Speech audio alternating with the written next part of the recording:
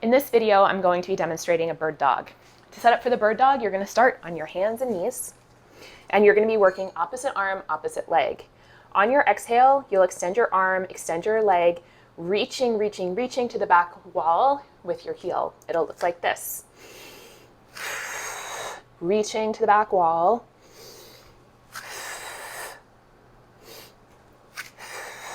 Reaching. So active leg. I'm preventing rotation through my lumbar spine, through my low back. If this is too challenging, if you're having a hard time maintaining that pelvic and lower back stability, you can regress to the bird dog with foot on the ground.